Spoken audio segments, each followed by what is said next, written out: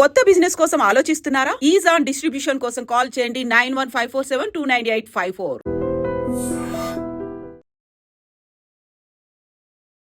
Hello views, welcome to iDream media.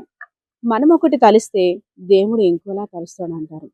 ఒక lift అడిగిన పాపానికి తన ప్రాణాలని కోల్పోవలసి వచ్చింది ఆకాష్ అనే పాలిటెక్నికల్ విద్యార్థి.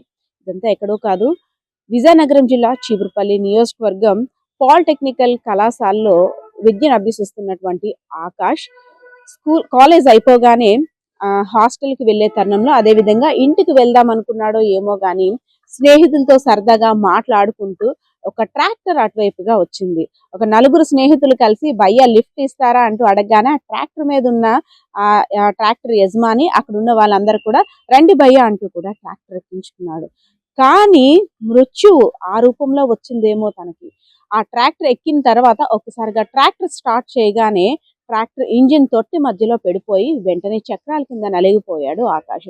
సో వెంటనే కుటుంబ సభ్యులు, ఏదైతే ఆకాష్ యొక్క కుటుంబ సభ్యులు విజయనగరం జిల్లాలో జామి మండలంలో ఉంటున్నారు. అలమండ ప్రాంతంలో తండ్రి వెల్డర్ గా పనులు చేస్తున్నాడు. మీ అబ్బాయి ఇలా యాక్సిడెంట్ కారణంగా ట్రాక్టర్ మధ్యలో నలిగిపోయాడు, సో ఆసుపత్రికి తరలించామనగానే చీపురుపల్లి ఆసుపత్రి నుండి పరిస్థితి బాగాలేదు కాబట్టి విశాఖ కేజీహెచ్కి తరలించండి అంటూ కూడా వైద్యులు సూచించారు.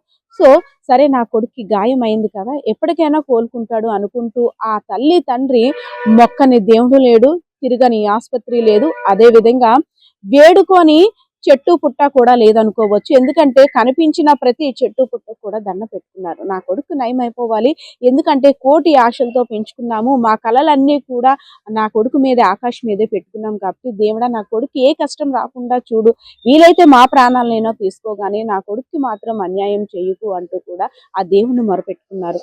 సో కొడుక్కి ప్రభుత్వ శాఖ అధికారులకు సంబంధించి వారు కూడా శస్త్రచికిత్స చేయించారు. సరే కోలుకుంటాడు, అమ్మయ్య దేవుడు మా యందు దయ ఉంచాడు, గండం కూడా గట్టెక్కిపోతుంది, ఆకాష్ మునుపట్లాగేనే ఇంకా కోలుకొని కాలేజ్కి వెళ్తాడు. అందరూ చుట్టాలు కూడా ఫోన్ చేస్తున్నారు, ఆకాష్కి ఎలా ఉంది అని. సరే సర్జరీ కూడా అయ్యింది, బాగానే ఉంది, మరికొన్ని రోజుల్లో కాలేజ్ కూడా వెళ్తాడు, ఇంకా మనందరితో కూడా కలిసి తిరుగుతాడని ప్రతి ఒక్కరు కూడా చెప్పారు. కానీ అంతలోనే ఆ తండ్రికి ఫోన్, మీ అబ్బాయి ఆకాష్ మృతి చెందాడు.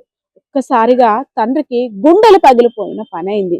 ఎందుకంటే శస్త్రచికిత్స చేసిన తర్వాత నా కొడుకు ప్రాణాలతో బాగానే ఉన్నాడు కదా, మళ్ళీ మునుపటి రోజుల్లో ఉంటాడు అనుకున్నాను, ఈ వార్త నిజమా కాదా అంటూ కూడా ఒక్కసారిగా షాక్ గురయ్యాడు తండ్రి. ఎవరైతే ఆకాష్ తండ్రి ఉన్నారో ఆయన ఆ మాట ఇంకా పెదవి కూడా దాటం లేదు, నా కొడుకు మరణించాడు అనే మాట చెవును పడగానే ఒక దిగ్భ్రాంతికి గురయ్యాడు.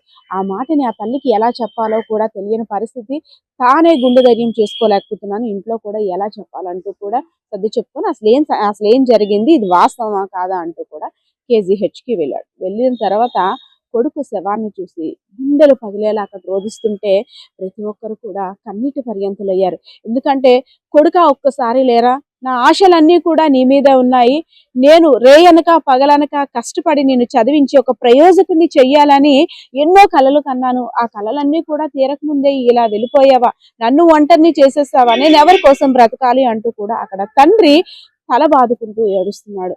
సో ఏదైతేనే ఒక ట్రాక్టర్ లో సరదాగా లిఫ్ట్ అడిగిన పాపానికి అక్కడ అంటే ఎలా జరుగుతుందో మృత్యువు ఎవరిని ఎప్పుడు ఎలా కబలిస్తుందో కూడా తెలియదు అనడానికి ఉదాహరణే ఈ సంఘటన అని చెప్పుకోవచ్చు. సో ఎవరైతే ఆకాష్ ఉన్నారో వాళ్ళ ఫ్రెండ్స్ అంతా కూడా ఒక్కసారి శోకచంద్రంలో మిగిలిపోయారు.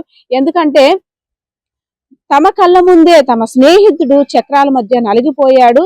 సరే బానే ఉంది, ఆపరేషన్ అయిన తర్వాత కోలుకుంటాడు, మా అందరం కలిసి కూడా మళ్ళీ సరదాగా కాలేజ్ రోజులను ఎంజాయ్ చేస్తాం, తనకు ఆ బాధనంతా పోయేటట్టు మేం ధైర్యంగా ఉంటాం, ఏ కష్టం వచ్చినా హాస్టల్లో మేం చూసుకుంటాం అంటూ భరోసా ఇచ్చిన స్నేహితులకి ఆకాష్ ఒక్కసారిగా అలాగా ఒక మృతదేహంలా కనబడేసరికి వాళ్ళు కూడా తట్టుకోలేకపోయారు. సో ఏదైతేనే చీపురుపల్లి పాలిటెక్నికల్ కళాశాలలో, అదే విధంగా విజయనగరం జిల్లా జామి మండలం అలమండ ప్రాంతంలో కూడా విషాద ఛాయలు అలుముతున్నాయి. ఆకాష్ మృతి కారణంగా ఆ తండ్రి బాధ ఎవరు కూడా తీర్చలేనిది. ఇంకొకరి ఇంట ఇలాంటి దారుణ సంఘటన జరగకూడదని తల్లిదండ్రులు గ్రామస్తులు వేడుకుంటున్న పరిస్థితి అయితే ఇక్కడ కనిపిస్తా ఉంది. కెమెరా పర్సన్ బాలకిషోర్తో పద్మ, ఐడ్రీమ్ మీడియా, విజయనగరం.